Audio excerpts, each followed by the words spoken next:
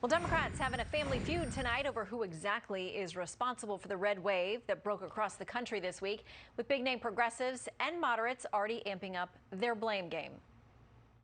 I think that the results show the limits of trying to run a fully 100% super moderated campaign that does not excite, speak to, or energize a progressive base. What's wrong with this stupid wokeness? It's just really have a suppressive effect all across the country. The Democrats, some of these people need to go to a woke detox center or something. Okay, let's discuss the deepening Democratic divide with the Behrman firm owner and attorney Ethan Behrman and co-chair of Project 21, Horace Cooper. Welcome back, gentlemen. Good evening. Hi, Shannon. All right, Horace, I don't know if this is a generational divide, if it's an ideological divide. I don't know, but Carville says, he thinks some of these folks need to go to a woke detox. The family feud has gone public. We're used to seeing coverage of this when it's, the Freedom Caucus and Republicans. What do you make of it now that the shoe is on the other foot? Well, I've said for some time that that's where the real debate has been for about 25 years. How far left will the Democrats go? How far left will liberals be? And how much of that are they willing to admit? And for the longest time, the mainstream media has talked about as if the real movement and the real effort is on the right and among conservatives. Now we're seeing what's really been going on. Well, let me read something from Steve Israel. He's a former Democratic representative, and he headed up the re-election efforts for Democrats over on the House side. He writes this in The Hill. He says this was a form of electroshock therapy for Democrats to stop infighting and start delivering tangible results for an impatient electorate. To coin a phrase, never bring reconciliation to an electoral knife fight. In the war between progressive Democrats and moderate Democrats, Republicans won. So, Ethan, what should Democrats take from this moving forward and heading into the midterms? Well, first off, I agree with Mr. Israel. That is an astute observation. It's important that purity politics, I've mocked it on the right with these weird purity tests. The left has the same problem. Purity tests don't work.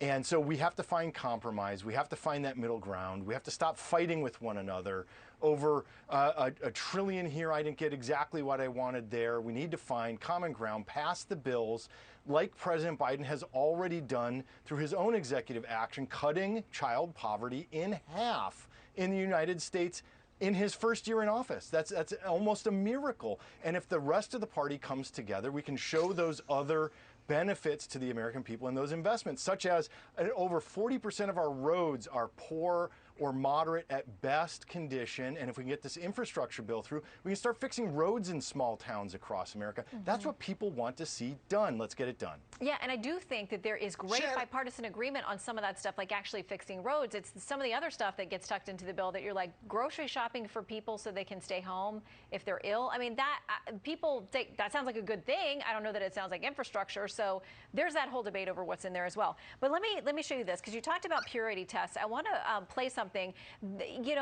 Senator Joe Manchin and Senator Kyrsten Sinema, they both have been targeted because they're kind of the ones that are holding things up in the Senate for all sides. And they've been confronted.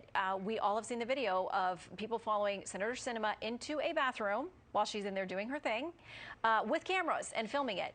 We have some new cameras and some new video of something that went on with Senator Joe Manchin. These are folks that want to talk to him about the climate. Here's a bit of that.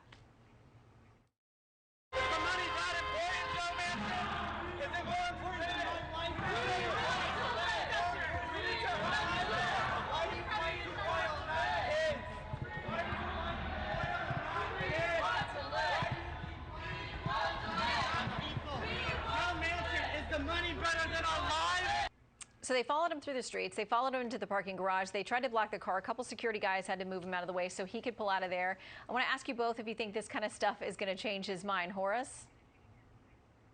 Well, it's not going to change his mind.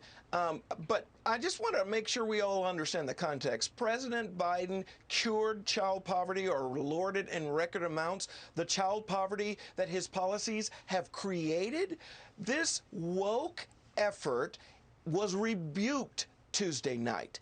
In almost every state that held an election, people went in, and the base of America, conservatives outnumber liberals almost 2-to-1.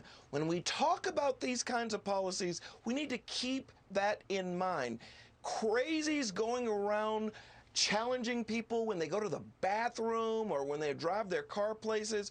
These are the kinds of things that the voters said they wanted no part of last Tuesday night. Quick final word to you, Ethan. Yeah, I want to just point out that Horace just went on the record saying he likes child poverty, and so cutting it in half is not something he supports. He absolutely, he just absolutely did. He said it's a terrible thing to cut child poverty in half. No. He just said it was a bad idea to cut child poverty in half. That's horrific. How dare you do that to the American people, Horace? We want to help the people. He doesn't. Joe Manchin wants to help billionaires, of which there are none in West Virginia. That is shocking. There are no billionaires in West Virginia. But that's who Joe Manchin is standing up for. That is unbelievable that billionaires who doubled their wealth while 750,000 Americans died, they're the ones Joe Manchin wants to protect, not Americans who are suffering because of a pandemic. Good luck with that. We got to leave it there, but something tells me 2022 is right around the corner. We could do round 2. So come back, gentlemen. Appreciate your time. Thanks, Shannon.